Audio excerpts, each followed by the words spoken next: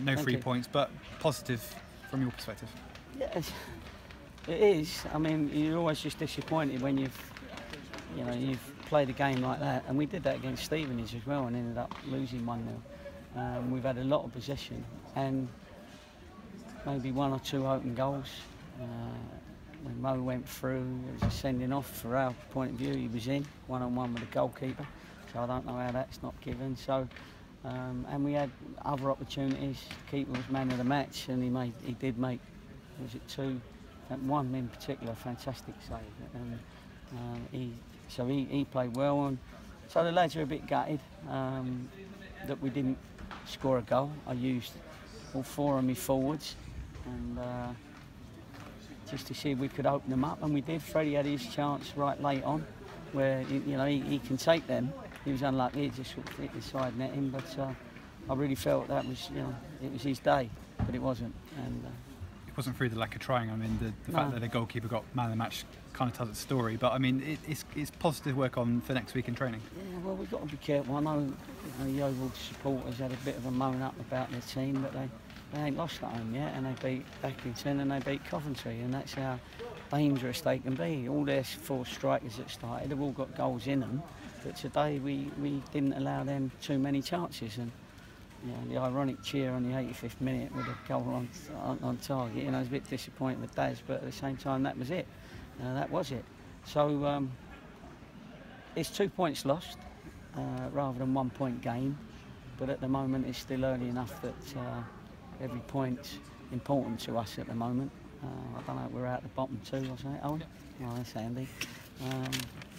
And hopefully we can go into Newport, and we're definitely a better football team. Now we just need the icing on the cake, which is putting the ball in the back of the net.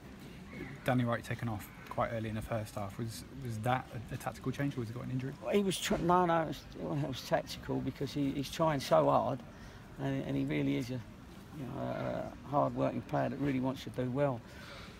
But he'd missed a header that we thought was a free header for a centre forward, and then he missed an open goal, and I just thought, if I keep getting it round the head with a stick, I'm going to have to duck at some time and make a change. And even though it was only 20 minutes, I thought it'd be not right to leave him out there when we got a couple of others that might relish the chance to go out and score a goal. So he was great. He was professional. He smashed the dugout, and I asked him, what's the matter with you? And he said he's more angry with himself, and so that was good.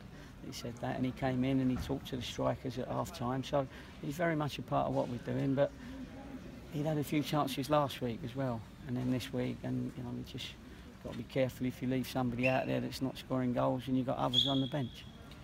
A few good performances at the back as well. I think Winchester and Taylor Moore were particularly good. Are you happy with that back line at the moment, because they perform very well? Yeah, I was happy with all of them actually. Just the one blip where Grimes thought he was Johan Cruyff and tried to do his Cruyff turn, which is the slowest turn in the world. I see Milk turn quicker, as they say. But I thought he had a good game other than that, and so the back 4 kept them out. And obviously the goalkeeper, when he has to make one sort of comfortable save, he's made it. He's not parried it or anything. Kicking was good. So when I reflect on it, I might tell my face that I'm a bit happier than I probably look. The week ahead, obviously, saying about positive performance. In your experience, how do you get the players to start finishing those chances that they're creating? You ask them nicely. Excuse me, would you mind not putting that ball by the post and putting it inside? I mean, what do you say? That there's an argument that they've got there. How many times have we got there? 5 or 6 times maybe, that were good, proper chances.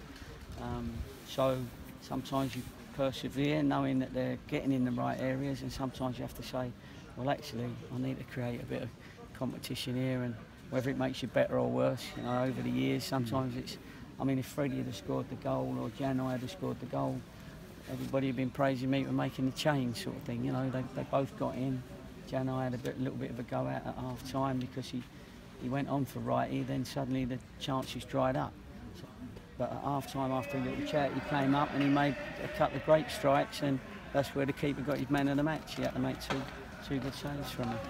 And just lastly from me, Gary, they seem like a good bunch of players. You think they'll come in on Monday, they'll just go, you know what, we played well, let's make sure that we carry this going forward and make it count. Yeah, I mean, it'd be nice if you could come in on Monday and say all what you just said, so we appreciate your positivity. Thank you very much, and obviously that's how you've seen the game, and I appreciate it. But you know, we'll come in on Monday, we'll review it, and we'll see what went well, what didn't go well, and I'm sure there'll be more things that went well today other than sticking the ball in the back of the net. But you've got to get the basics right first. Our shape looks all right, didn't look open, considering these have scored quite a few goals at home recently.